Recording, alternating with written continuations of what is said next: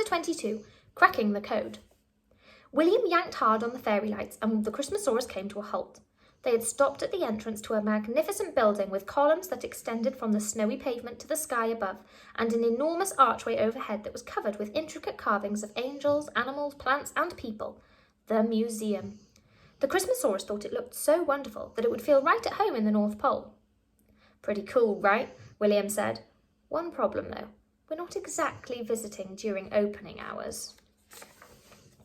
William pointed to the enormously grand doors that were very obviously locked shut behind a large sign that said, "Closed until New Year." The Christmasaurus sighed and dipped his head in disappointment. Not to worry though, William said with a mischievous grin. I know a secret way inside.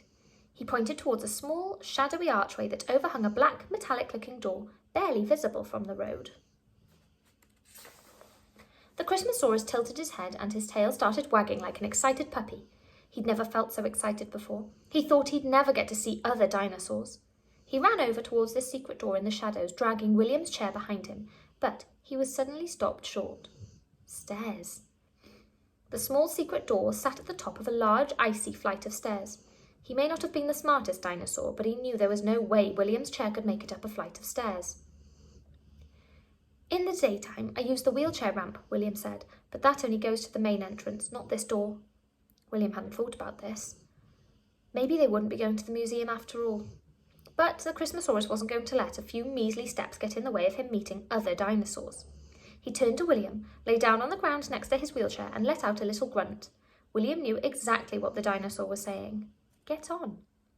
William didn't need any encouragement. He scrambled excitedly out of his chair, using all his strength to heave his legs over the dinosaur's back, and with a little nudge here and there from the Christmasaurus, he was finally sitting on top of his smooth, scaly back. He untangled most of the fairy lights from the dinosaur's neck until they were detached from the wheelchair. This is much better, said William, as the Christmasaurus stood and headed up the stairs towards the secret door. I wish I could ride you to school. When they reached the top of the steps and arrived at the shadowy door, the Christmasaurus gave it a nudge, but it was locked. I'm just going to show you a quick picture.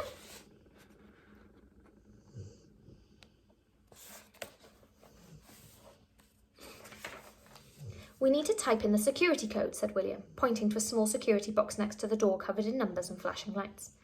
The Christmasaurus had never seen such a weird contraption before. They had no security boxes or codes in the North Pole. It was protected by magic. Luckily, I just happen to know how to work out the code, William said proudly. It's quite simple, really. I've seen it in a movie. It's so cold out tonight that the little number box is almost completely frozen. See? William pointed at the little box. All the numbered buttons are covered in frost, except for 3 of them.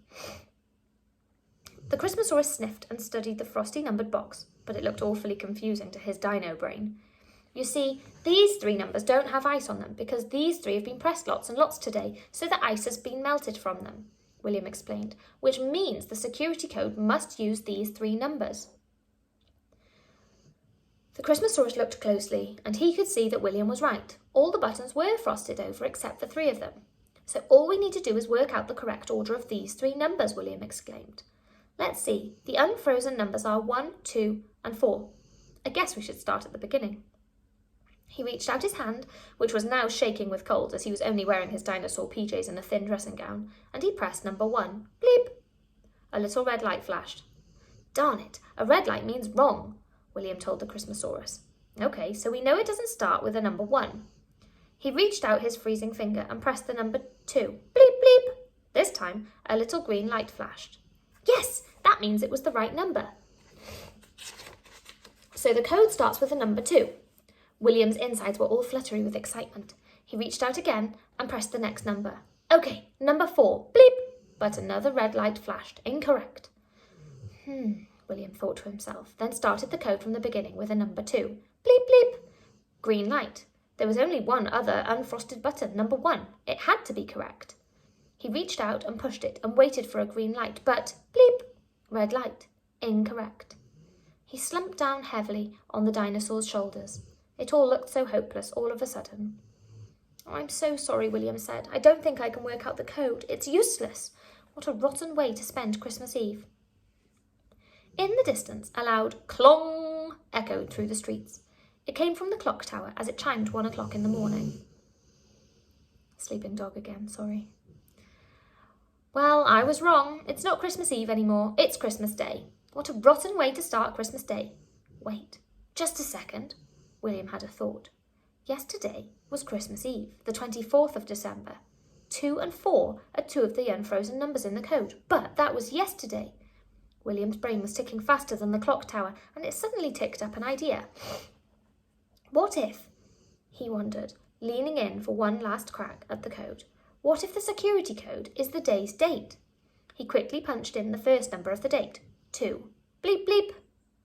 The little green light twinkled, which means that at midnight the code changed, making one of these unfrozen numbers wrong. He reached out and pushed a new number, the frosted number 5. Bleep, bleep. The green light twinkled again. Maybe William was right. With a shaky finger, he punched in the next number, 1. Bleep, bleep. The twinkly green light lit up William's excited face as he pushed the final number, 2. Bleep, bleep, bleep. Click. The lock flicked open. It worked, cried William. 2512, the 25th of the 12th, today's date. Merry Christmas! He punched the air in victory as the Christmasaurus nudged the door open with his nose and they stepped inside the museum.